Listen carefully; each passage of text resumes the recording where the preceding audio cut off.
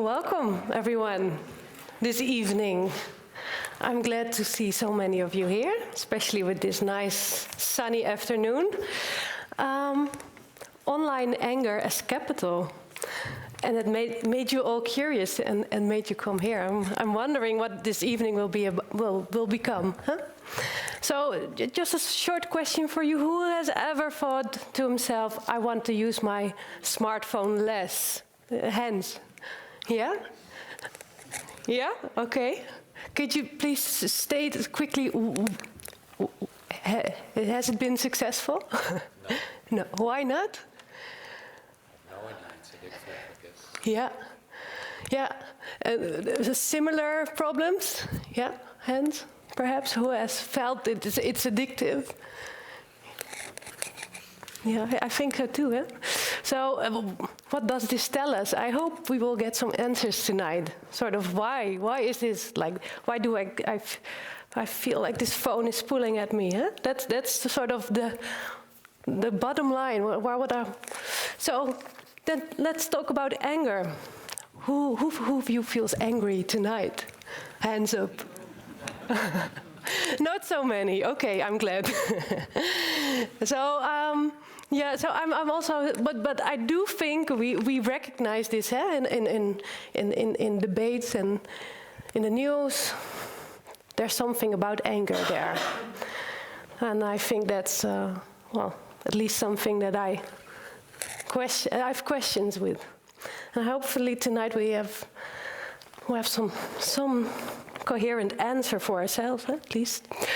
So, well, I won't take up your time too long. It's a great pleasure that I'll introduce to you Joseph Vogl. I asked, how should I introduce you tonight? Well, first of all, I wasn't supposed to mention age. Second of all, our philosopher is male. So those things, we've got them covered. But the most important thing is he's a philosopher. He's a professor of critical theory, I guess. Or, well, there's many disciplines also in the book. We'll hear more about it tonight. Both at Berlin, both at Princeton. And let's see what he talks about tonight. So without further ado, welcome, Joseph.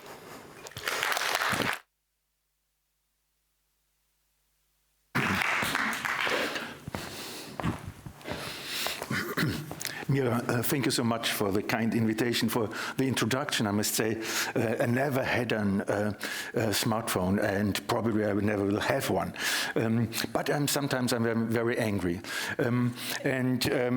Today, I think I want to really talk about anger, but more about something which is called ressentiment, which is near to anger in a certain way. And just to give you a sort of warning sign, I won't have a lot of answers. I will have a lot of questions or problems in the next 20 to 30 minutes. I'll try to present some observations and theses concerning the relationship between capitalism on the one hand side and ressentiment on the other side. Observation and thesis which I elaborated in my last book, which has the same title, Capital and Ressentiment. These links between capitalism, and ressentiment, a very strong affect, imply a double thesis with which I want to open my remarks this evening. This is the thesis that affects and emotions play a central role in the architecture of capitalist systems, of capitalist power. And second thesis, that the avant-garde of contemporary capitalism, from financial and platform industries to social media, succeeded in renewing and stabilizing the system by mobilizing this very social effect, precisely the social effect of ressentiment, which I want to understand as both, as a product and as a productive force within the mechanisms of our capitalist economy. Before I have a closer look at these complex relationships, let me please make some preliminary remarks. And please, I apologize for my voice. The last COVID, it was the third time that I had COVID, ruined my voice. So it will be a difficult experience for me, but also for you. To begin with, I want to remind that the concept of capitalism, when we talk about capitalism, which was coined by Werner Sombart and Max Weber around 1900, that this notion of capitalism didn't refer to an economic system in a narrow sense.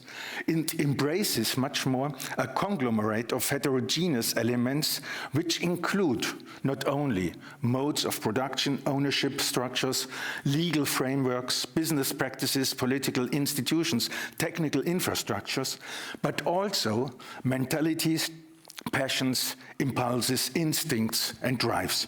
Something which could be called the irrational rationality of capitalist societies. So it seems to be interesting that since the 17th or 18th centuries, the Homo economicus, the economic man, not only was presented as a rational island in a confusing world, like the old brave Robinson Crusoe on his island. Rather, philosophers, moralists, writers observed a kind of anthropological revolution which transformed the zoon politikon, the social or political animal, into a very toxic and anti-social type. Immanuel Kant, the philosopher, wrote about a new, I quote, unsociable sociability, or a new society of devils. And some old deadly or capital sins, like envy, avarice, or lust, now gained productive dynamics when they enter the marketplace.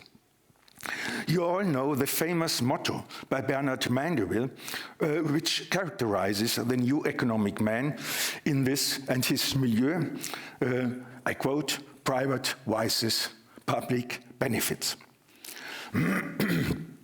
So it is not at all astonishing that in the 19th century, since the takeoff of modern industrial and financial capitalism, another transformation has been observed.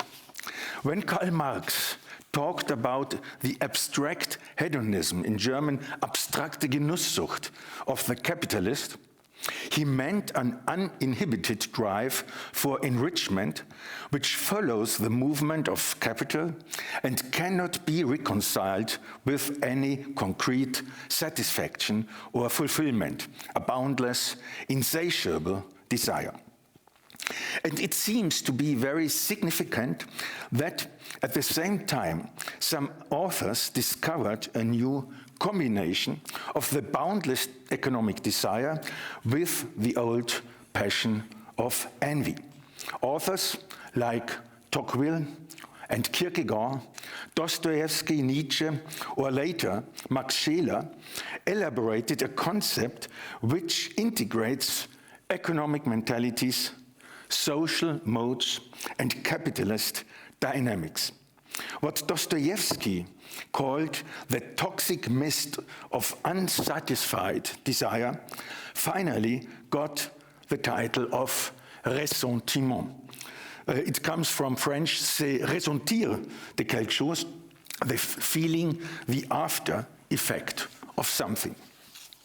So, on the one hand, it was especially Friedrich Nietzsche who analyzed most prominently the elements of this affective apparatus with the following components: saying no to the other, finding self-affirmation only by negating the other, replacing action by reaction, reaction by inhibition, ending in a feeling of powerlessness.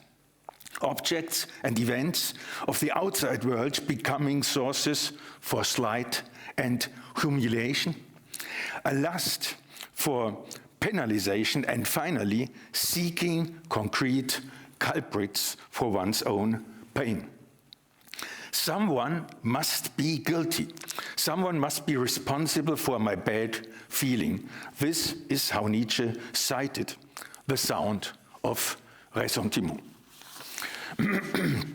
On the other hand, one should not understand this mixture of calculating reason and toxic feeling as a mere individual condition. Rather, it is a social structure or an agency which contributed to the formation of the capitalist spirit, related to the system of the market and competition.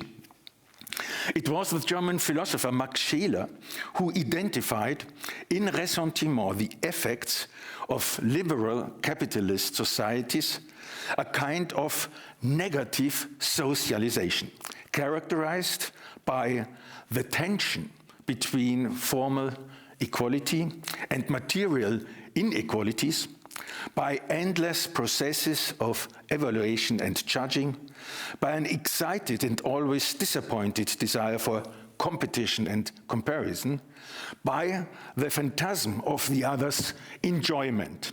The other always owns what I am lacking. Kierkegaard put it in this way: ressentiment is, I quote, a negative unifying principle. It is, once more quote, the negative unity of the negative reciprocity of individuals. So, a completely negative socialization. Taking all these observations together, we can say that since the 19th century, there is evidence for a structural or functional relationship between capitalism, liberal societies, and this effect, social effect of ressentiment. But there is more. Recent historical and statistical research demonstrated that since the end of the 19th century, financial crises and crashes nearly always led to political polarization, to nationalist, xenophobic, or völkisch movements.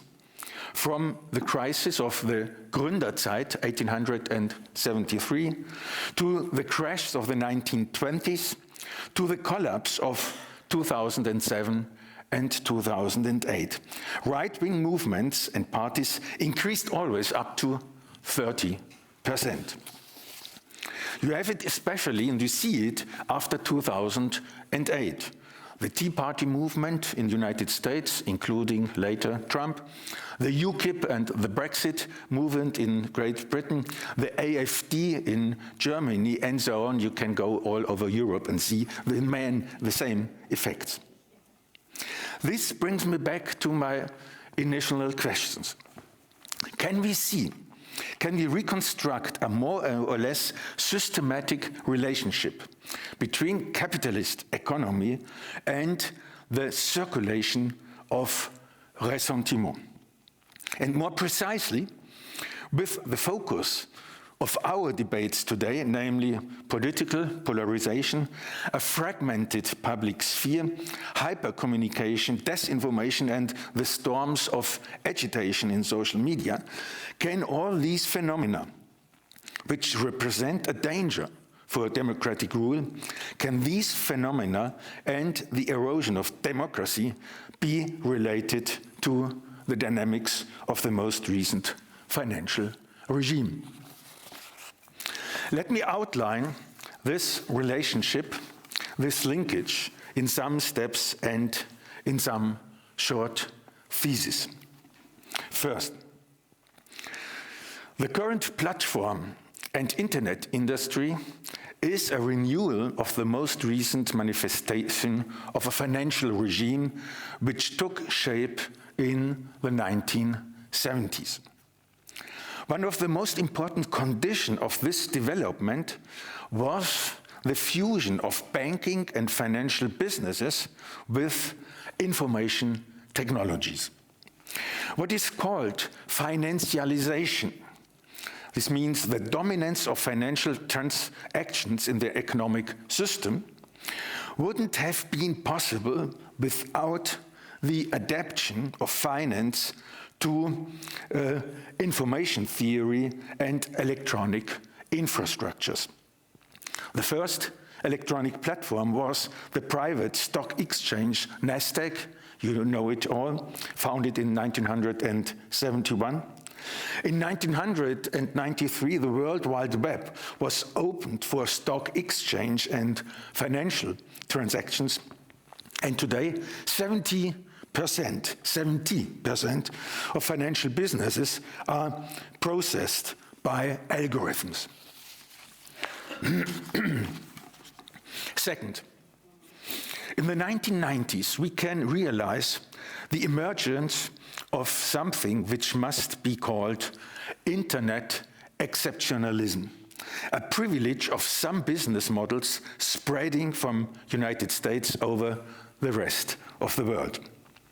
One aspect was guaranteed by the American Telecommunications Act from 1996. This act pursued the deregulation of the telecommunications market. It privileged private investors compared to public institutions and delivered a death blow, a coup de grâce, to the public domain of network communications, a ruthless privatization of the internet. A second measure had even more consequences and created the legal base for new internet companies, platform industry, and the takeoff of the so-called social media. And this is a very important legal decision. It was also in the year 1996, the famous Section 2030 of the American Communications Decency Act, which, in response to controversial legal cases, represented a radical break. You probably know the consequences which determine the quality of worldwide communication behavior up to today. From now on, 1996, internet providers are no longer defined as publishers, but as mere intermediaries. And this means, as neutral mediators or brokers, they are freed, referring to the First Amendment of the American Constitution, they are freed from any responsibility for posted, offered, published, and circulating web content. I quote the legal text of this Section 230. I quote, "No provider or user of an internet computer service shall be treated as the publisher or speaker of any information provided by another information content provider." Unquote. In plain text, this means now irresponsibility against published content became the motor for new businesses and profit.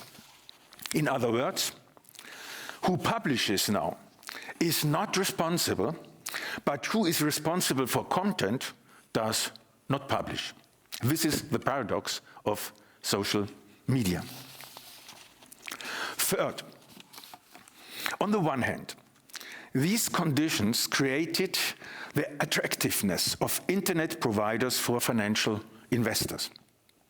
And this attractiveness was reinforced by some other very profitable circumstances concerning these companies of a new economy. For example, the outsourcing of costs for all varieties of fixed capital. Network effect, this means more users generate more users. The reduction of marginal costs, this means to expand business, you only have to expand computer capacities. The externalization of labor by means of freelancers, contractors, subcontractors. And last but not least, and very important, the transformation of information into commodities, which leads to procedures of digital expropriation. With any movement in the internet, with the use of any free app, with any communication or Google search, we produce raw material, data, and metadata, which are owned and refined by private companies for the purpose of profit maximization. Against this background, it is no surprise that these internet companies demonstrate a tendency to the so-called disruption, to destroy markets, to monopolize, a tendency which accelerated with the market adjustments after the crisis of 2000 and 2008. And all these criteria and conditions are reasons why companies like Apple, Google, Facebook, etc. are the most expensive companies worldwide, and why, for example, Uber and Airbnb are more valuable in stock exchange than, for example, BMW or Hilton International.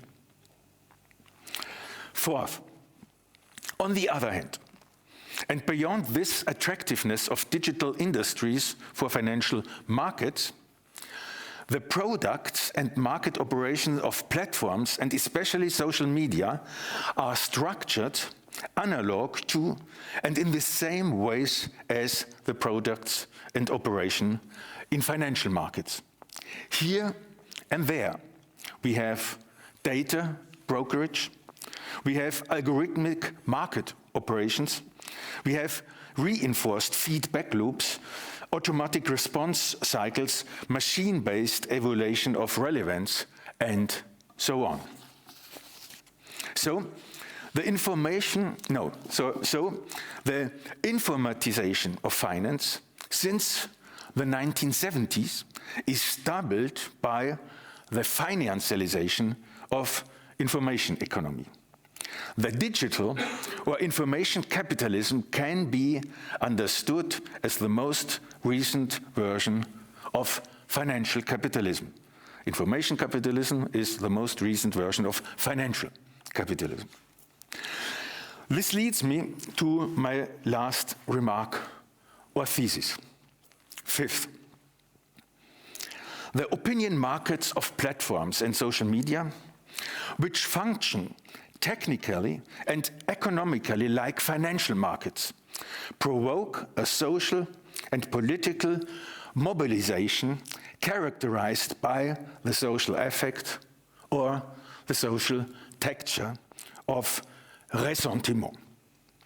This is due to the business model of these companies, which corresponds more or less to the following parameters. First parameter. As capitalism can be defined by the process of money making money, Marx put it in German, Geld hackendes Geld, money making money. Information capitalism is ruled by communication making communications. This creates a sort of machine-made agitation where excitations reinforce excitations, evaluations reinforce evaluations, or more generally, utterances provoke utterances and guarantee the growing and profitable stream of data raw materials. In information capitalism prevails the imperative, you must not communicate. The second aspect, the motor of the information machine in communication systems, in financial and opinion markets, this motor is the tension that manifests itself between existing expectations and the surprises, effects of the new. In technical respect, this is the definition of information. The definition of information is something which does not relate to expectations. This is the difference which makes the difference, as Gregory Bateson puts it. It manifests itself in those irritations that have the character of the unexpected, of novelty, surprise, or simply statistical rarity, and thus trigger adaptive responses. And this is the technological condition in which bullshit, nonsense, lies, false reports, the blatant, propagate 6 times as fast and 100 times as frequently than verifiable news.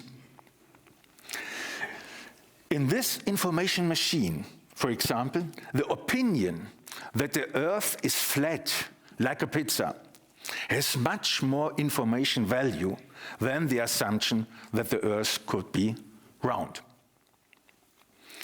Third aspect, the currency unit of information, of its circulation, its business cycle, this unit, the currency unit, is opinion, or what one may call infopinion. Under the condition of the internet exceptionalism, which I wanted to show, under condition of the irritation mode, and the reciprocal relationship between economic and social or political dynamics, the form of opinion as such holds a special systemic position, because the scaling and algorithmic processing of information, as well as data management, only function when short and explanation-resistant substrates are communicated. Accordingly, one subtracts from utterances the burden of the proof, from preferences their justification, from decisions the pressure to legitimate them. The business model of social media privileges the form of opinion. The associated modes of reaction and rapid communications have a character which I would like to call ballistic. They are about targeting, about getting one's bearing, addressing, hitting the target.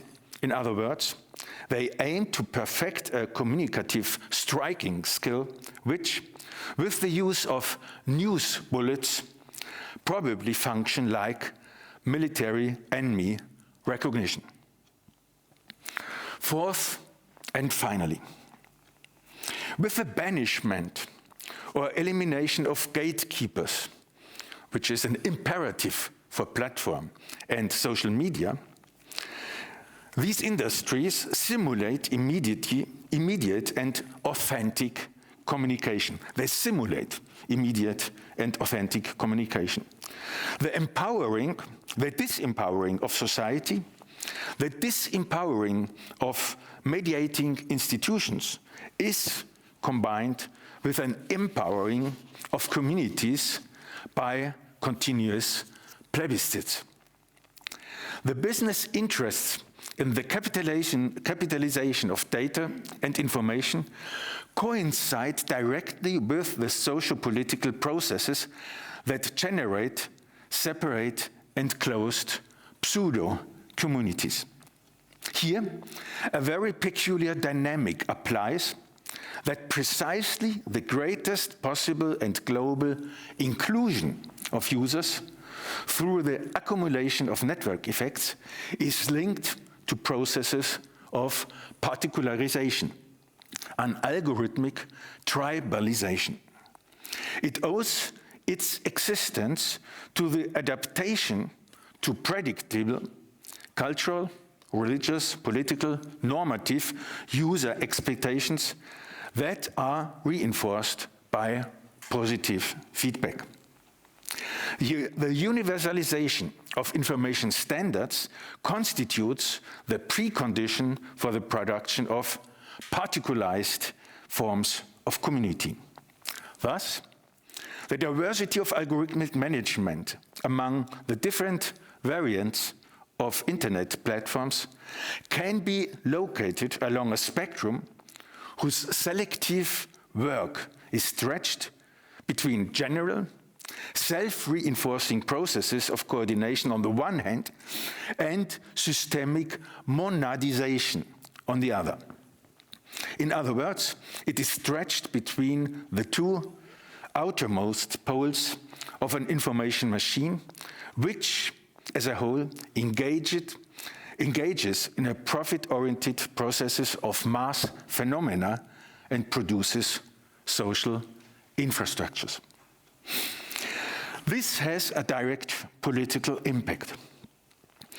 Recent consideration in democracy theory envision an open process that, starting from particular social identities, strives toward an universal horizon. Here, the self-seclusion of the particular is to be undermined just as rigorously as the permanent occupation of the universal by particular interests. In contrast, however, to these considerations in democracy theory, an opposite movement is actually taking place under the logic of information capital. The generality of codes and information is thereby confronted by a process that culminates in self-contained social monads, and the universalization of information capital is guaranteed precisely by producing disconnected particularities. Thus, it is no longer a matter of how particular identities open up democratically towards a universal horizon, but conversely, of how globally effective capital movements bring about an idiocratic intensification of power. They reproduce themselves by producing anti-democratically divergent, competing, and conflicting particularities. Let me conclude. The entanglement of capitalism and ressentiment, and you can even add anger, promotes the competitive system, supplies the opinion markets, and fuses with evaluative automatisms. It generates affective and cognitive segregations, multiplies the number of conflicting pseudo-communities, and privileges plebiscitary politics.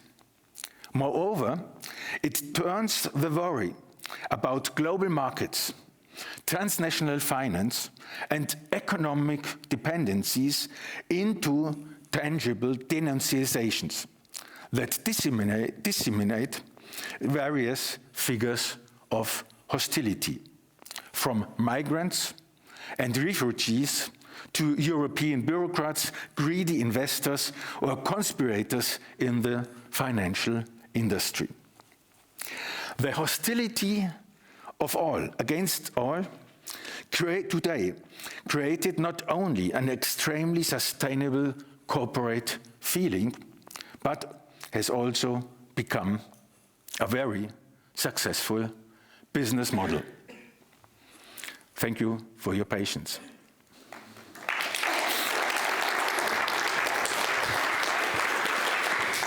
Thank you so much, Josef. I want to continue the conversation also with Ivan. Ivan Boldyrev is assistant professor in history and philosophy of economics, and he will join the conversation. I plan to have a discussion for about half an hour or more, but then also we'll have time to ask questions after.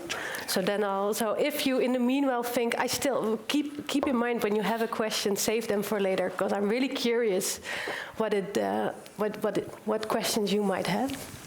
I have many. At least. So let's start there. Yeah. Welcome, Ivan.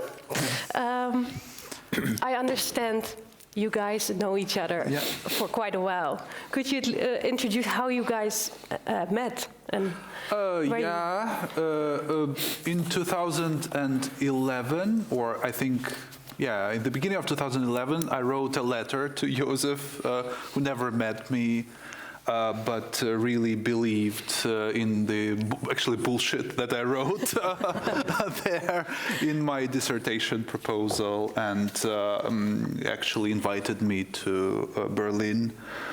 And then I got into colloquium, and when we were discussing, but that was not about economics. So how perhaps you could also tell us how you both made the step to economics and financial theory, or? Yeah. Probably, yeah. I think there are several reasons to do it. You know, in my formation, I'm in literary studies, in philosophy. So when I worked about the 18th century and sat in the library in Paris and just began to read about the idea of man in the 18th century, it was very interesting to see that nearly all the text, if you read the Encyclopedia of Diderot and d'Alembert, for example, that all begins to circulate. That there are fluids all about the world, fluids of ideas, fluids of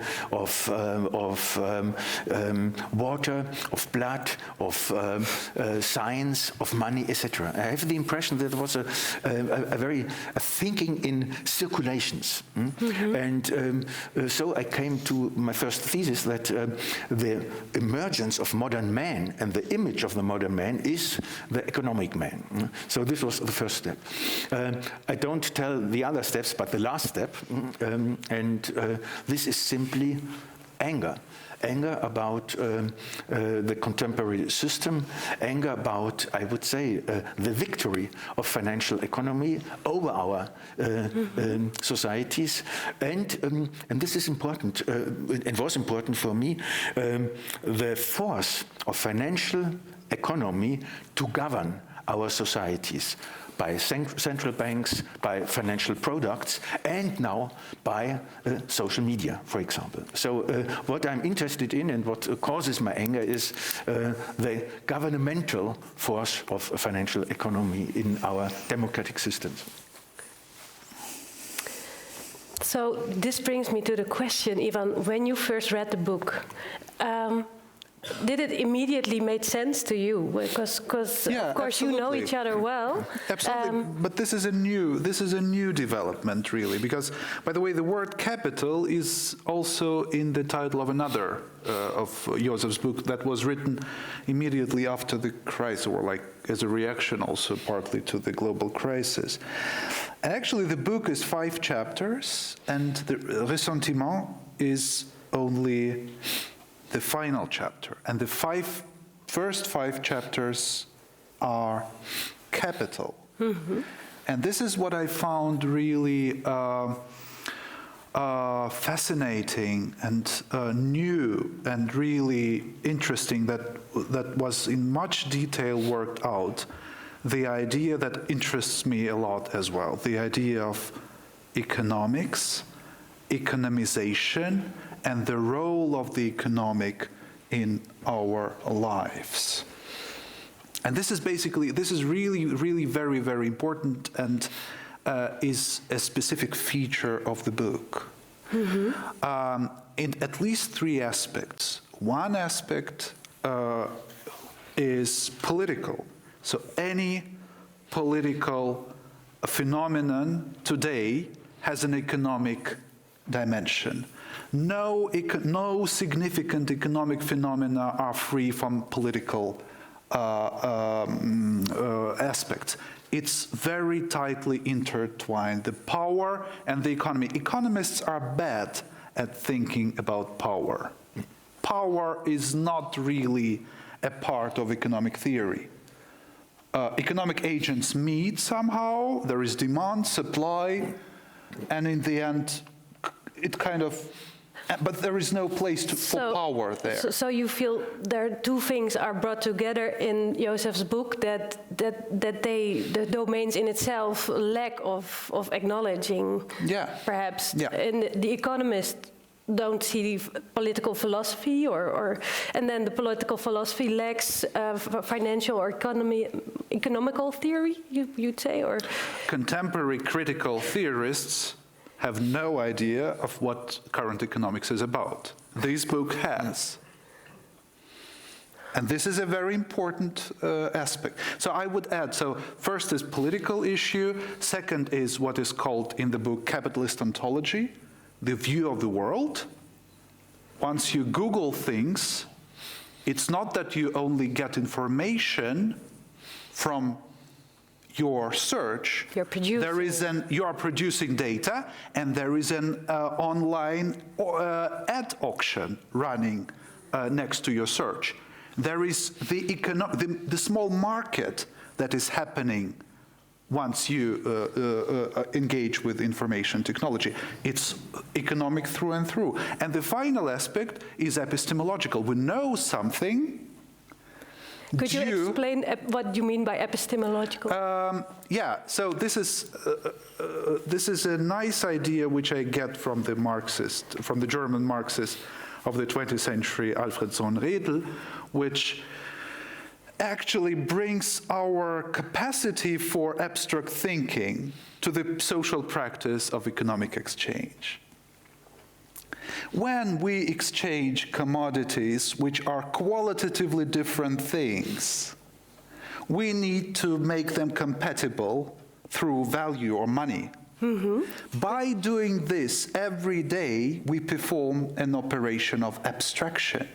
A so very elementary. This is €3, this is €2. Yeah, exactly. Yeah. And they are made compatible. They are made kind of compatible with each other. Their thingness, their concreteness is kind of overcome.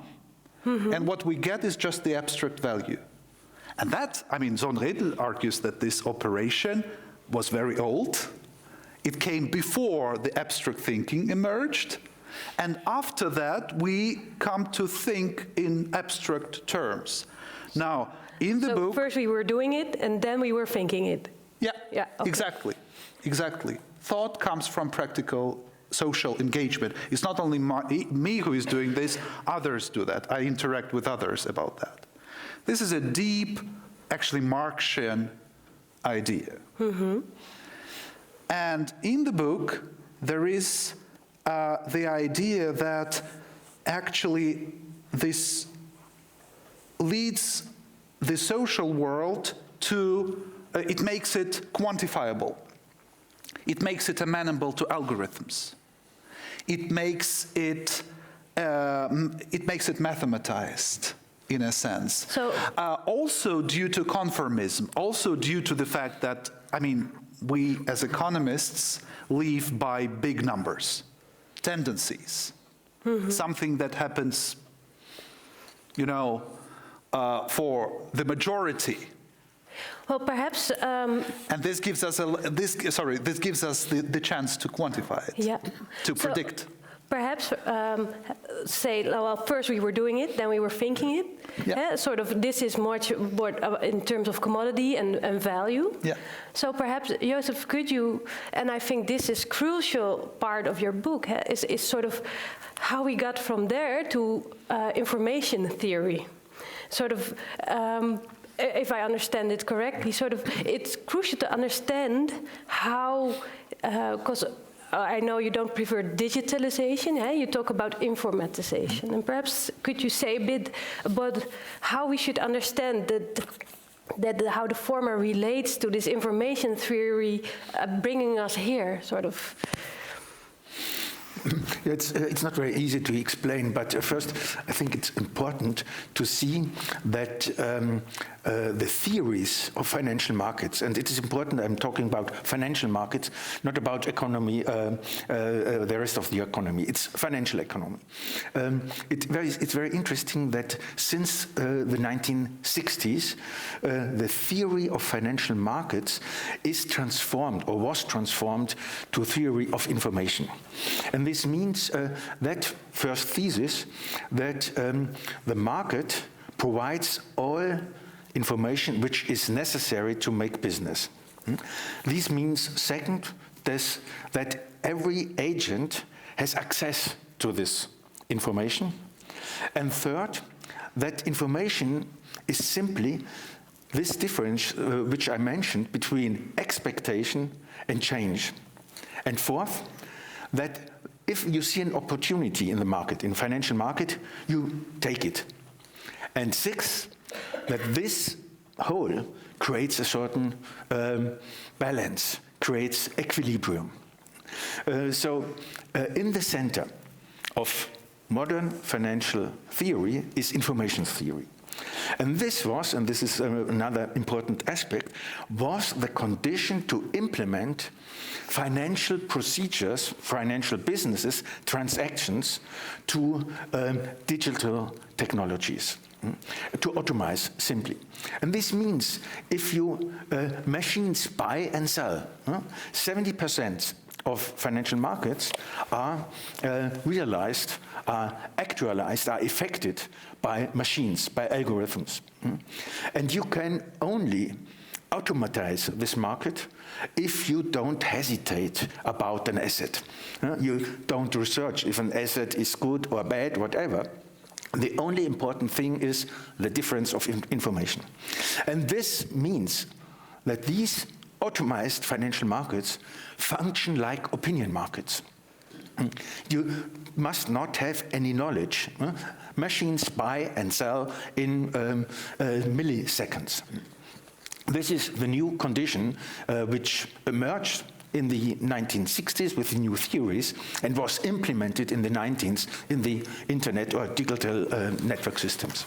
Yeah, so if I understand you correctly, yeah, the difference between information and knowledge, so to say, is information is just an improbability or difference, basically, while knowledge is something more sustained and acquired and experimented process, right? So what I try to understand, well, I see why our opinions creates a sort of this economy, but then when what stands out to me when I hear this is also this that it's mostly our agitation that it feeds on.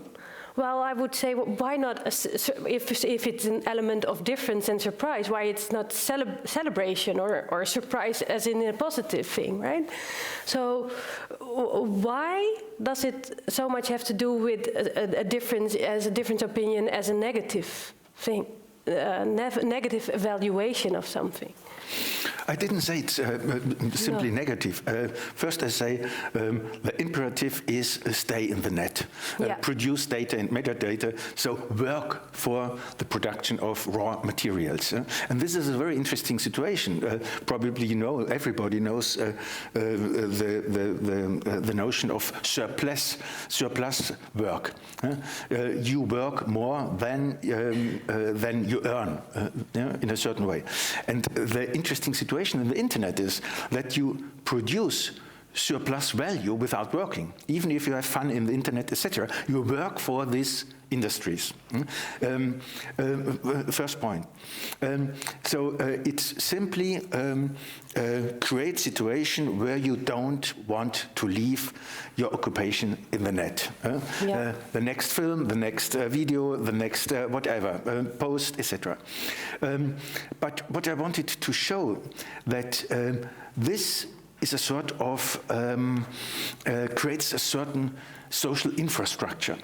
This creates a social infrastructure in which we have a certain excitation of machines.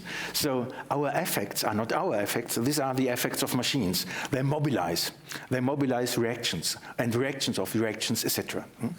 And last point, this functions only if you create a set of groups, a set of communities which are organized by some likes, likes of taste, of cosmetic products, of religion, of political favorites, etc.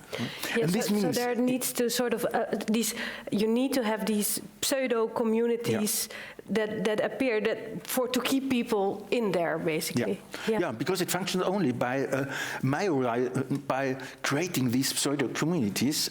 Only if you create these pseudo communities, you have the stuff to target them. For example, for publicity, for advertising. And this means the polarizing and particularizing of society is the business model itself. It's not good or bad, it's only the structure of this particularized communities which only can create public or target for advertisement. I see a big. You take deep breath. What is it you're thinking?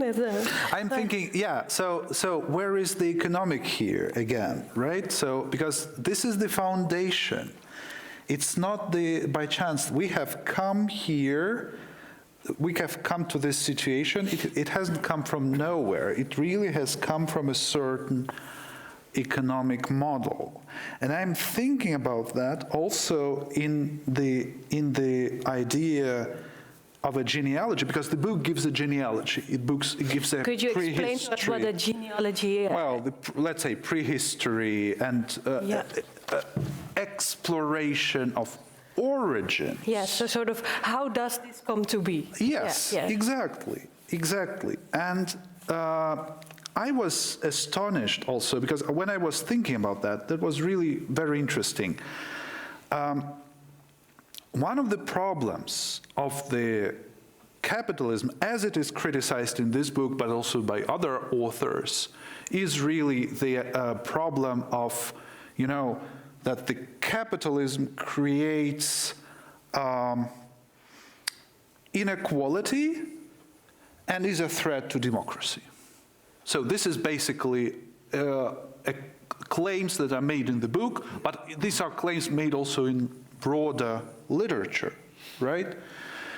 And I was thinking about that when we come back in history to, let's say, 1950s, where the theories of democracy were, or generally of political decision-making were formulated, market was really a parallel to democracy. Market was an economic name for democracy.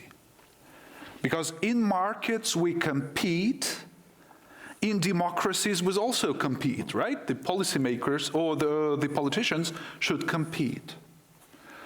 So markets were an economic counterpart to democracy. But economists knew long before that unrestrained competition leads to monopoly. Mm-hmm. And the book explains quite nicely a very important feature of contemporary online economy, IT economy, what economists call increasing returns to scale. You increase production and the costs per unit decrease. They are basically zero.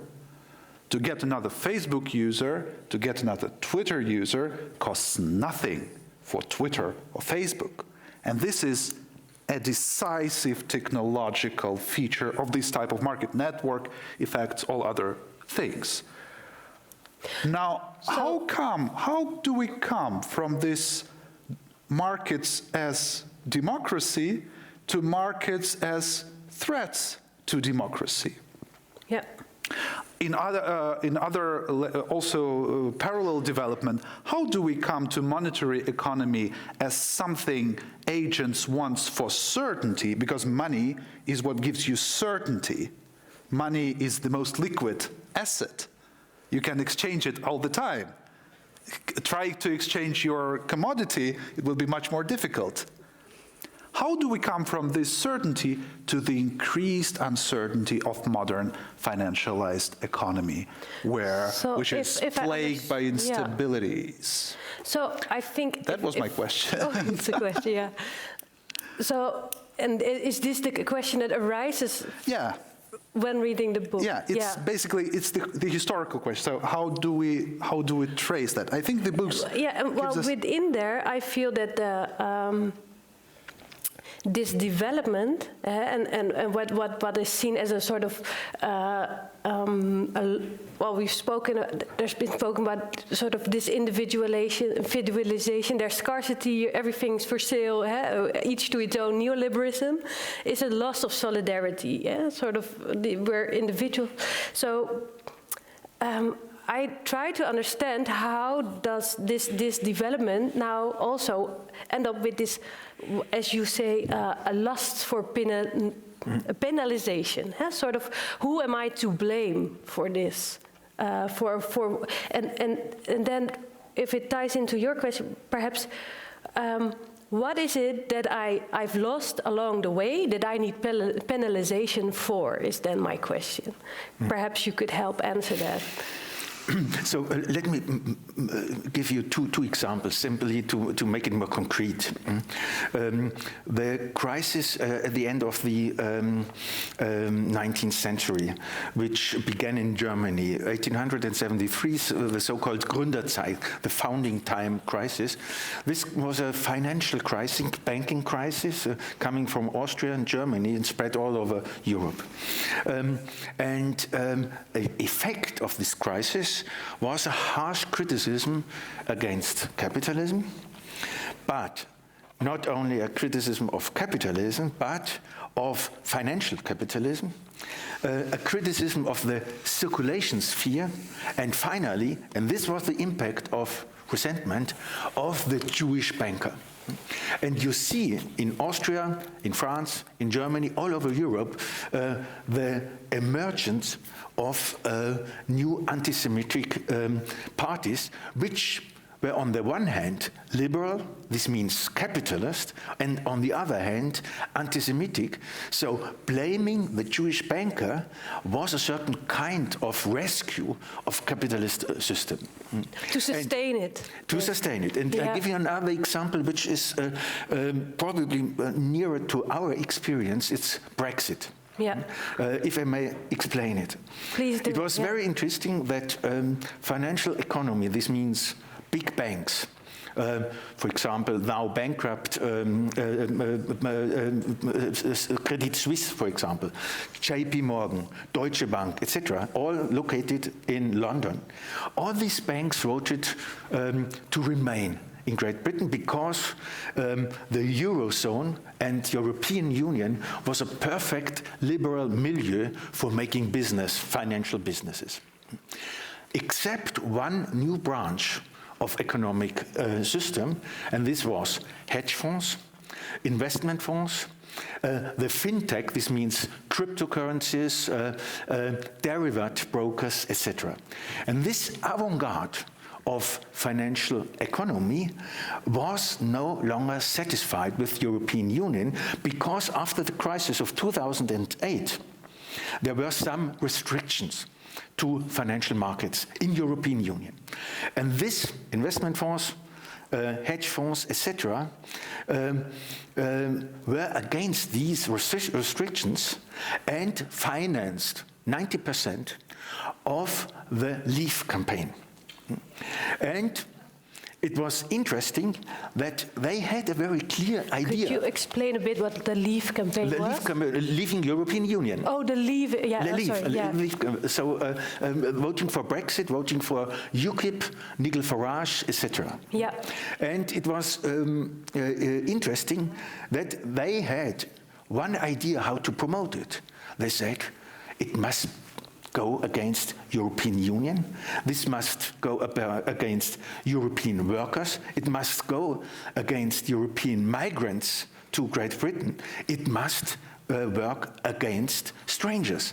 So it was a xenophobic campaign which was explicitly installed to win the losers of British neoliberal politics to gain them for Brexit and to gain them for supporting international financial economy.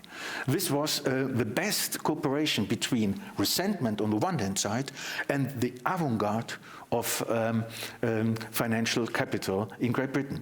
And the effect, you have it now. The people who voted, the losers, are much more poorer than before.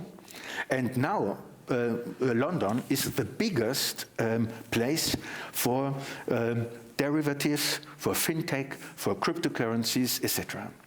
So it had a certain access. Even if Great Britain is going down economically, the financial industry is rising up.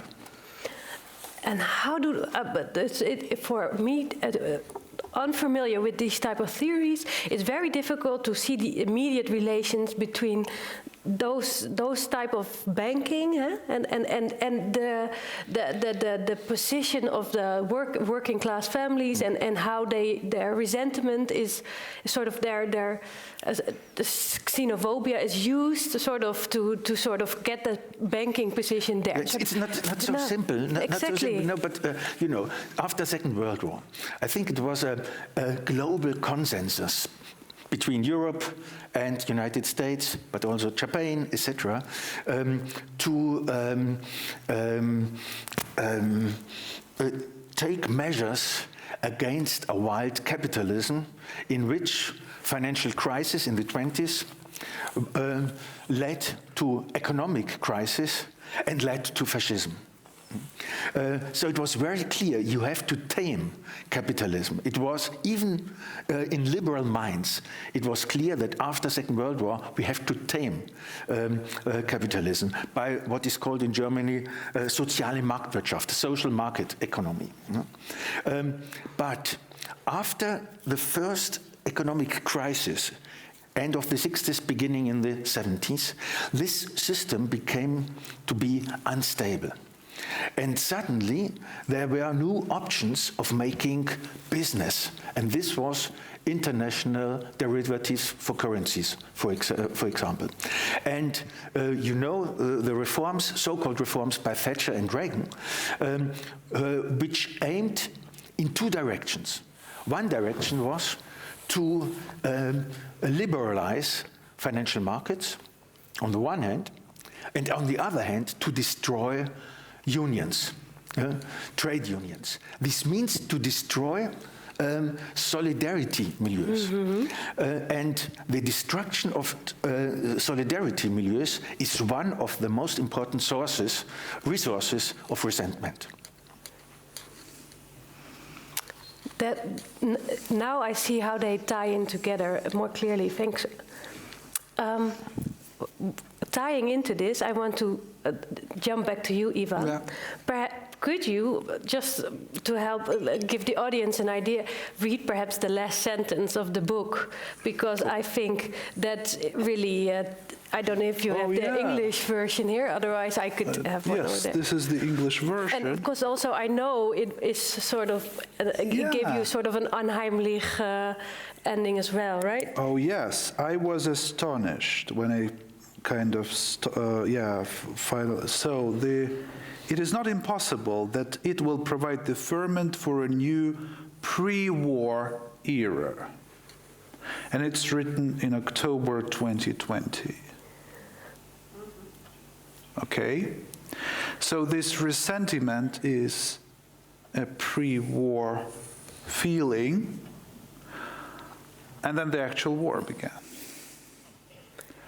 which was very much explainable in these terms. Because I guess Putin is a very, very offended person. He feels that the West did not get him in. And he appeals to this logic as well, right? Of course, of course. This is what he latches on to. Yeah. Both and sides. I think the idea of making this dependent on the dynamics of capitalism is very fruitful. This is the product also of some sort of, economic development. Because we know that, there was some mutually beneficial cooperation between the West and Russia. Perhaps could you also... But that's a bit different story, but I really like that. I was really kind of, okay, that's really a prophecy, in a sense, in the book. Well, of course, not a nice one, a scary one. Yeah. But this was really kind of, yeah. Did you, at writing it at the time, feel this was an immediate threat, or did you? No, I think my idea was another one. There is in literature, or in rhetorics, there is the term of apotopraic. Don't know if you know what it means. It means to utter something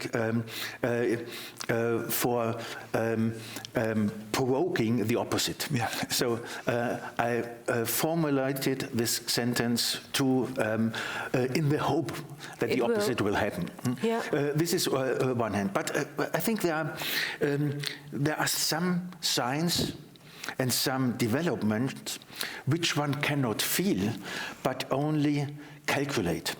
And let me give once more two examples. One example I mentioned in my short talk. There are statistical studies that financial crisis led to right-wing or nationalist and xenophobic movements in the 19th century, in the 1920s, and after 2008. This was measurable in a certain way. You cannot feel it, but you can calculate it. And fascism is a sort of pre-war movement. And second, and this is also very interesting, probably many of you know the famous book by Thomas Piketty, Capital in the 21st Century. It's a large statistic exploration of the dynamics of capitalism since the 19th century, and especially of the distribution between poor and rich and inequalities. Mm-hmm. And one of the effects or results of the book is that each pre-war period is characterized by a large spread of very rich and very poor people, of high incomes and low incomes, of an inequality in the distribution of financial assets. And this inequality, after the First World War and after the Second World War, was reduced by the war. And now we have an inequality which is much more prominent and much more extreme than, for example, before the Second World War. And this you cannot feel, but you see distribution of inequalities. And you must not trust. There is no law in history. No? History does not function like a law, but there are some signs, some symptoms, which you can count and which you can sum up. Mm-hmm. And then perhaps this information technology has exponentially driven this difference and inequality, right? Yes, yeah. With big tech and with. And you can, you can give simply some examples. I gave the example of Brexit, but there are some more dramatic examples concerning Facebook. So if you read the writings of Zuckerberg, for example, he is very proud, for example, of having succeeded in the campaign of the Hindu nationalist Modi in India. Facebook was responsible for the genocide in Burma, in Myanmar. Zuckerberg was very proud about Trump being elected. So even if it is not really evident that Facebook had this power, it was clear that Facebook initiated political processes in creating social schisms. Mm-hmm. You can read it in the remarks, in the interviews, in the texts, very strange kind of text by Zuckerberg. Social schisms, you mean being divisive? Yeah, right? being divided. Yeah. So Hindu nationalism is a dividing of Indian society. The Tea Party movement and Trump is living from dividing societies, and these business practices are reinforced by political divide. Yeah, I think in Cambridge Analytica is a perfect example that it fits in. It not only feeds it, but it also makes money of this, right? So sort of. It made money of this, and it was used, by the way, also by the Brexit campaign. Yeah, exactly. So before I go and tend to you and hopefully have some questions, I want to sort of think still about ressentiment. So, as the title of this lecture was anger, I believe you were also saying it's not so much an emotion, but it's a social structure. Also for you, Ivan. Perhaps let's start with Ivan, and then have you say the final. But was it for you immediately evident what the difference is between resentment and ressentiment? Oh, that's... There's a difference. There is some difference. As far as I know, the word I don't know, one should check the English translations of Nietzsche or Schiller, but actually resentment is also when you are indignant, and that can be liberating. That can be also a revolutionary feeling. I feel injustice, and I protest from this injustice. Whereas... so it can be productive. And it's a different German word. It's Empörung. It's a different German word. It has a different political theory connotations associated with that. While ressentiment is reactive and, in a sense, abstract in a bad way. So it singles out something out of the context and reacts to this particular enemy. So the way I understood it, you are only by what you are not, basically. Yeah? Sort of you identify, you self-affirm by what you are in relation to others, in which the negation of the other, sort of. It's it's very simplistic, you know. It's just, it does not see the whole picture. Sort of you are by what you hate. So it's really opinion rather than knowledge. Yeah. In this sense. Could you then say perhaps how do we, because what I find fascinating is also when you mention it's a sort of, but we talk about an antisocial socialization, and then we go to this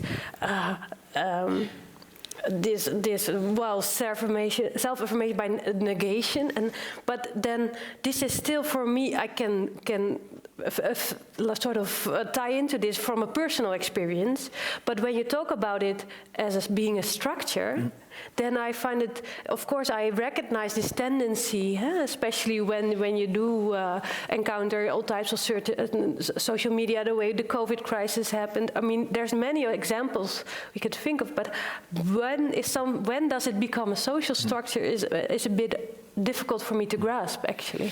Okay, so first, this is the mechanism you mentioned. I mentioned it also in my talk. I think the best analysis is by Nietzsche of the mechanism of ressentiment. And this means first that the self-affirmation is the consequence of the negation of the other.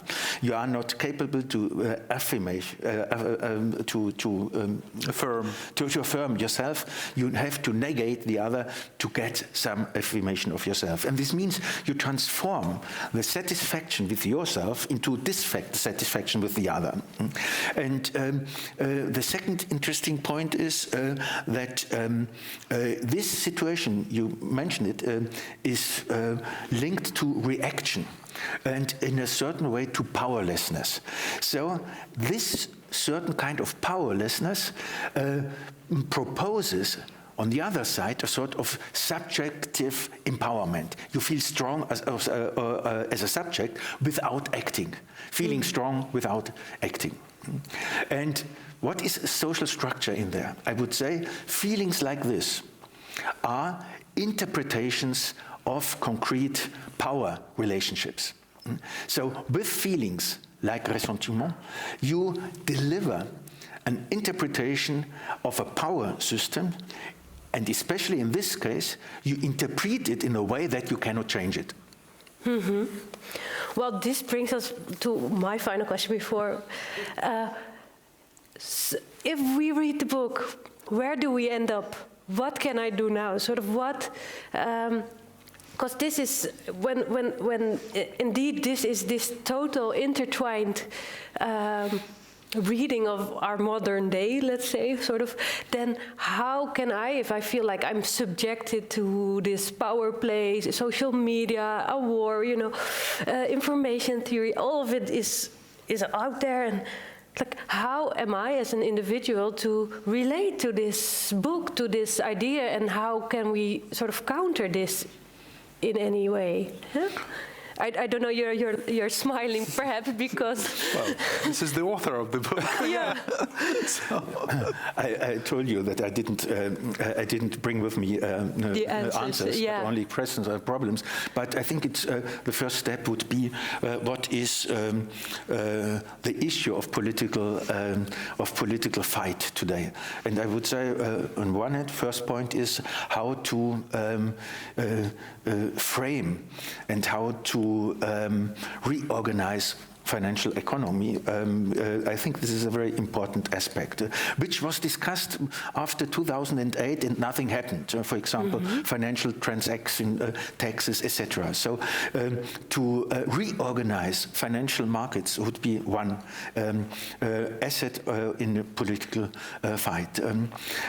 Second, and this is also now on the agenda of European Union, how to regulate social media and how to regulate platform economies against monopolies, against this irresponsibility. So if the news which are distributed in Facebook would be news in a newspaper, the newspaper would have been charged with legal procedures.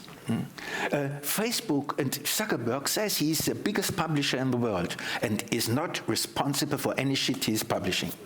So this is the second point. Yeah. And there's a third point, simply to know where are the red lines or where are the assets of political fight. It's the rule of law, what is called the state of law, Rechtsstaat in Germany. I have the impression, even in European countries, the rule of law is with respect to the wall. And we have a new frontier, a new demarcation line in which we have to fight for the rule of law. But it almost seems that where it all went wrong is when we decided we would allow privatization of the internet, and that it should be a public sphere. Yeah, it was a public sphere. It was until 1996 there was a public sphere. It was communication between American research institutions, universities, libraries, etc. And it was really a bipartisan decision to privatize and to privilege private investors against public institutions. And this was a decision with far-reaching consequences. If I may add just one more thing, just wanted, I mean, the easy solution, if you're really critical and skeptical, would be just to delete all your social media, to go off grid. But this, I guess, is not realistic. So I follow Hölderlin here, who said that the danger is something that also brings salvation. Social media platforms are markets now. Markets are part of our societies, so we have to engage with them. And the solution, if it comes from them, from inside. It doesn't come from banning them, destroying them, limiting them. It comes from transforming them. from inside. And these are the new forms to come. I have no idea which, but they should come.